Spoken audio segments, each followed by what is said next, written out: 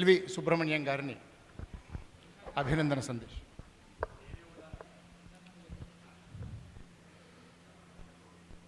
శ్రీ గురుభ్యో నమః. స్వామివారి పాదపద్మాలకు నమస్కారాలు.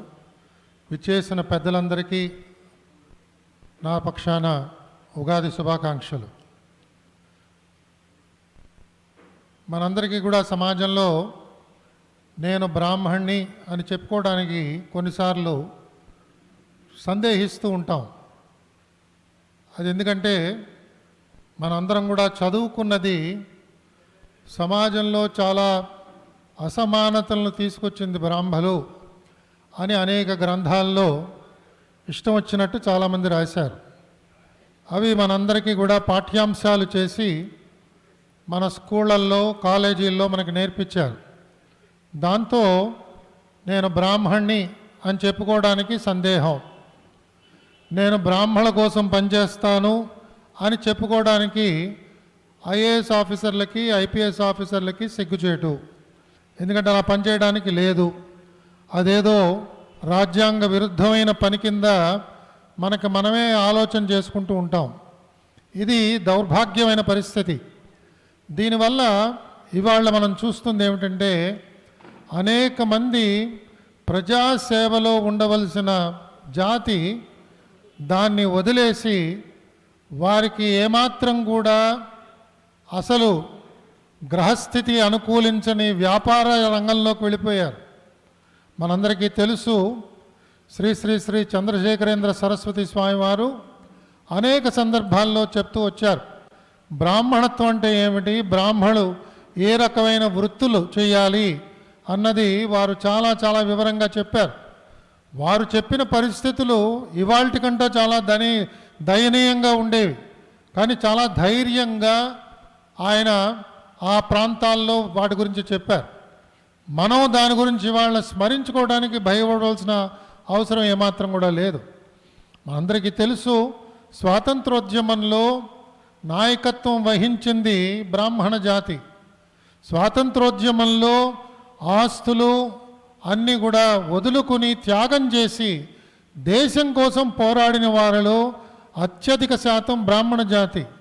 ఆ తర్వాత వచ్చిన అధికారంలోకి చూస్తే వీళ్ళందరూ కూడా ఎక్కడెక్కడో పడేసి వచ్చారు. వీళ్ళెవరు అధికారంలోకి ఎక్కువ మంది రాలేదు. అధికారంలోకి వచ్చినా కూడా మనం సమాజానికి ఏం చేయాలి అనే ఆలోచనతో పనిచేసిన వాళ్ళే అత్యధిక బ్రాహ్మణులు ఉన్నారు.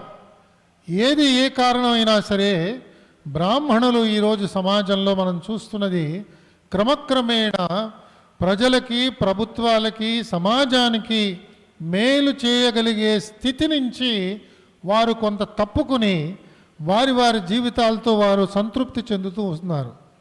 మా ఉదాహరణకి మా ఇండియన్ అడ్మినిస్ట్రేటివ్ సర్వీసే ఎగ్జాంపుల్గా తీసుకుంటే, నేను సర్వీస్లో చేరిన సమయంలో సుమారు 30 నుంచి 35% ఆంధ్రప్రదేశ్ కాడర్లో ఐఏఎస్ ఆఫీసర్లు బ్రాహ్మణులు ఉండేవారు. మరి దానివల్ల కేవలం బ్రాహ్మణులకే మేలు జరిగిందా? ఒకవేళ మనకి సమయం ఉంటే నేను మీకు ఇంకా విశదీకరించి చెప్పేవాడిని. ఆ రోజుల్లో గిరిజన ప్రాంతాల్లో అభివృద్ధి కానీ, షెడ్యూల్డ్ కాస్ట్స్ వాళ్ళ యొక్క అభివృద్ధి కానీ ఏ విధంగా చూసినా పరిపాలనతో ఒక గీటురాయిగా నిలబెట్టిన వారు బ్రాహ్మణ జాతికి చెందిన వారే ఉన్నారు. మన ఆంధ్రప్రదేశ్ రాష్ట్రాన్ని తీసుకుంటే ఇక్కడ నాతో పాటు మా బ్యాచ్మేటు మా సోదరుడు గోపాల్ ఉన్నాడు. ఏ సమావేశానికి దేశ స్థాయిలో వెళ్ళినా కూడా ఆంధ్రప్రదేశ్నే ముందు వాళ్ళు పలకరించి, మీరు దయచేసి చెప్పండి ఈ కార్యక్రమంలో ఎలా అమలు చేయాలి, మీ అనుభవంతో మీరు చెప్పండి అని ఆంధ్రప్రదేశ్ రాష్ట్రం నుంచి వచ్చిన వాళ్ళని అడిగేవారు.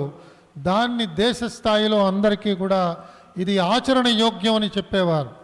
నేను ఇదంతా ఎందుకు చెప్తున్నానంటే,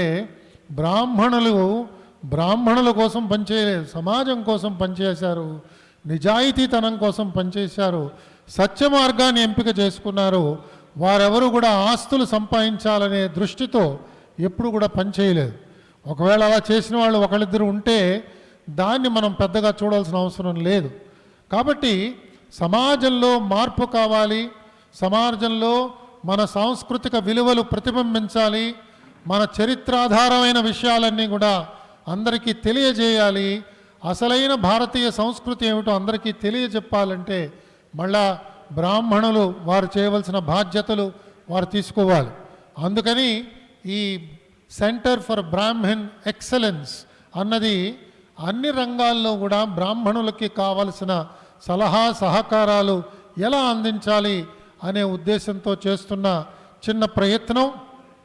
స్వామివారి కరకమలాల మీదుగా ఈరోజు ఆ సర్టిఫికేట్ ఆఫ్ రిజిస్ట్రేషన్ స్వామివారు మా ప్రెసిడెంట్ గారికి అప్పగించడం, వారి సమూహంలో వారి సమక్షంలో ఈ చక్కని సమూహంతో ఈ కార్యక్రమం ఏర్పాటు చేసుకోవడం మా అందరి అదృష్టంగా మేము భావిస్తున్నాం. ఈ సెంటర్ ఫర్ బ్రాహ్మణ్ ఎక్సలెన్స్లో అందరం కూడా సభ్యులు అవ్వాల్సిన అవసరం లేదు. ఎవరెవరికి ఉన్న వారి యొక్క ఆలోచన విధానంతో కానీ మీ అనుభవంతో కానీ దయచేసి మీరు సహకారం అందించండి. మన పిల్లల యొక్క తెలివితేటల్ని, సహజ సంపద మన పిల్లలకి తెలివితేటలు భగవంతుడు ఇస్తున్నాడు.